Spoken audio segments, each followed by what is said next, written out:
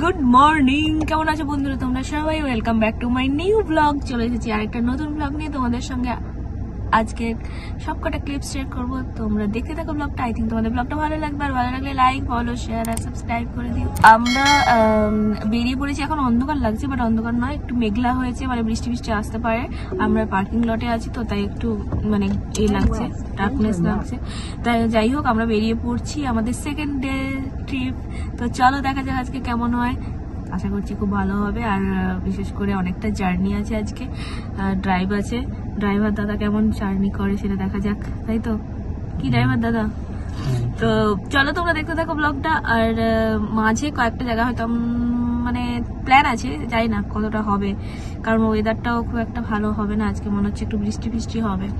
তার উপর দেখা যাক, যদি সেরকম ভালো পাই তাহলে একটু দেখে নেবো টুক করে। বাট আমরা যাচ্ছি এখন স্যান ডিয়েগো। ওখানে অনেক ব্যাপার আছে, 2-3 দিন ওখানে থাকবো, মস্তি হবে, অনেক কিছু হবে। চলো তোমরা দেখতে থাকো ব্লগটা, তাড়াতাড়ি আমরা যাত্রা শুরু করি। দুর্গা দুর্গা, ওয়েদারটা দেখো কি সুন্দর।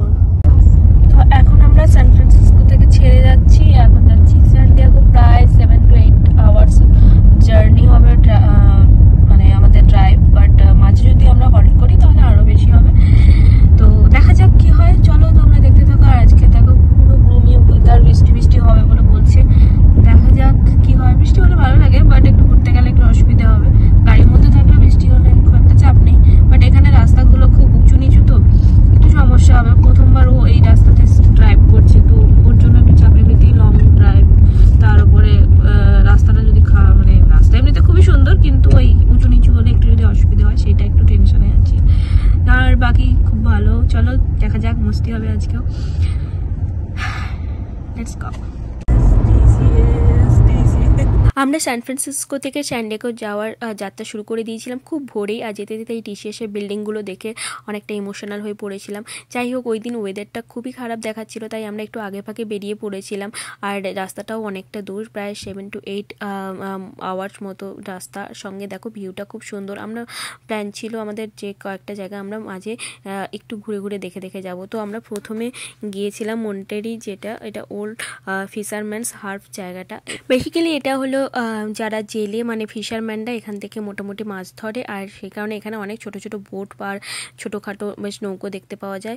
এখানে বাচ্চাগুলো খেলছিল, আমরা কয়েকটা জায়গায় একটু ঘুরে ঘুরে দেখলাম, তারপরে আমরা বেরিয়ে পড়লাম। আমরা যাচ্ছি এখন মন্টেরি থেকে আমরা বেরোচ্ছি। বিচটার নাম কি আছে? ক্যামিনো, তাই তো? কি নাম বিচটার নাম? Payable beach. পেবল বিচে যাচ্ছি, আর ওটা ড্রাইভ থ্রু করবো। Stuff like that, sea or the seal, that would be from 5 to 9, right in there. okay, and where are we now? Yeah, you are. So I recommend veer right, go up the hill. That way you go through the forest. Yes. You'll pop out of Spanish Bay, then you're coming. তো আমরা গাইডের direction অনুযায়ী যাচ্ছিলাম এগিয়ে। তারপর ওই যে দেখো দূরে বিচটা দেখাই যাচ্ছে, আর অ্যাকচুয়ালি ওই জায়গাটা বেশিরভাগ জায়গা গলফ এরিয়া, সঙ্গে তো পাহাড় আর সমুদ্র একসঙ্গেই যেন এখানে সব কিছুই। যাই হোক, জায়গা আর প্লাস ভিউ মানে পুরো একসঙ্গে, প্লাস ওই উঁচু নিচু আর হিলি এরিয়া পুরো সবকটা নিয়ে ভিউগুলো দারুণ, প্রত্যেকটা ভিউই খুব সুন্দর। আমরা এই জায়গাটায় গাড়িটাকে একটু পার্কিং করলাম, পুরো সি বিচ অবধি আমরা গাড়িটা নিয়ে গেছিলাম। আর ওখানে দেখলাম সত্যিই তাই বেশ বড় গল্ফ কোর্স, সঙ্গে সি বিচ ভিউ। আমরা চলে এসেছি পেবল বিচে, জাস্ট দেখো ভিউটা। ইনি এখানে আমার ক্যামেরার সামনে কয়েকটা পোজ দিলেন, আর খুবই ভালো লাগলো জায়গাটা। আর এখানে কয়েকটা জায়গা খুব মানে খুব রেস্ট্রিক্টেড ছিল, সেই কারণে আমরা খুব একটা বেশি সময় এখানে কাটালাম না। তাই কয়েকটা জাস্ট ফটো আর ভিডিওস নিয়ে জায়গাটা খুব মানে কাছাকাছি যাওয়ার কিছুটা বারণ ছিল। তো সি বিচের একদম পাশাপাশি যাওয়া বারণ ছিল, তাই আমরা ওখান থেকে কয়েকটা জাস্ট ফটো আর ভিডিওস নিয়ে আমরা বেরিয়ে পড়লাম অন্য একটা জায়গাতে, যেখান থেকে সমুদ্রটা আরও ভালোভাবে দেখা যায়।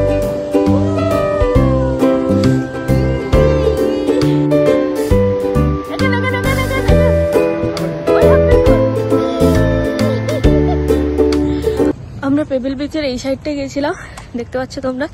ওখানে ফটো কিছু নিয়ে এলাম, তারপরে এবার যাবো অন্য একটা সাইড দিয়ে, আরেকটা সাইড দিয়ে যাবো যেখানে বিচটাকে আর একটু ভালোভাবে দেখা যাবে। আর ওই সাইডে সবাই গল্ফ খেলছে, গল্ফ খেলার সময় এখানে ইনস্ট্রাকশন আছে যাও বারণ, তো সেই কারণে আমরা আর ওদিকটা গেলাম না। আমরা চলো অপোজিট সাইডে যাওয়া যাক। ওশান, এখানে ফটো ভালো আসবে। ওয়াও, প্যাসিফিক ওশান দেখো তোমরা। ওই ওদিকে যাস না।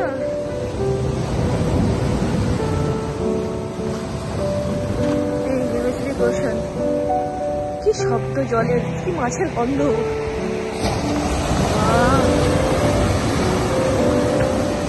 আর ভিউটা দেখো, পাহাড় সমুদ্র সব একসঙ্গে।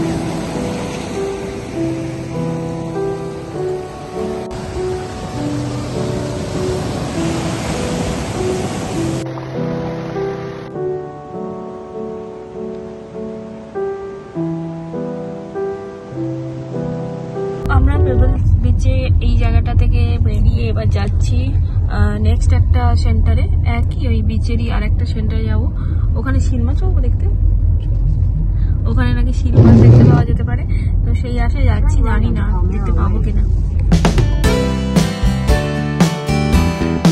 ফাইনালি আমরা এলাম সিল রকে, বাট আমরা শিল মাছ দেখতে পেলাম না রকটাতে, কারণ ওয়েদারটা খুবই খারাপ ছিল, তাই শিল মাছগুলো আর উপরে কাউকেই দেখতে পাচ্ছিলাম না, মোটামুটি জাস্ট খালি ছিল, তাই ব্যাড লাক ছিল আমাদের, তাই আমরা ওখান থেকে চলে গেলাম। আমরা জাস্ট কয়েকটা ভিডিও তোমাদের সঙ্গে শেয়ার করলাম ওই রকটার চারপাশটা কেমন।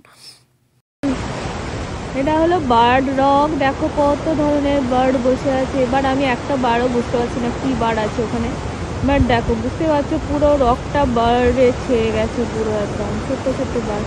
আসলে আজকে গ্লুমি ওয়েদারের জন্য বুঝতে ঠিক পারা যাচ্ছে না হয়তো যে বার্ডগুলোর না অন্য কিছু, বাট বোঝাই যাচ্ছে, হয়তো তোমরা একটু ভালোভাবে দেখলে বুঝতে পারবে।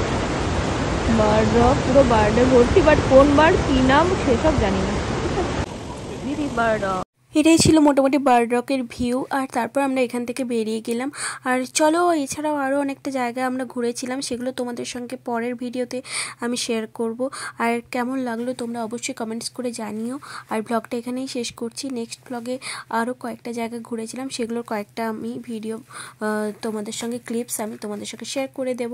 আর তোমাদের এখানে কয়েকটা আমরা ফটো তুলেছিলাম, সেগুলো তোমাদের সঙ্গে এই ব্লগে শেয়ার করে দিচ্ছি, দেখতে থাকো। চলো নেক্সট ব্লগে দেখা হচ্ছে, ভালো থেকো, টাটা।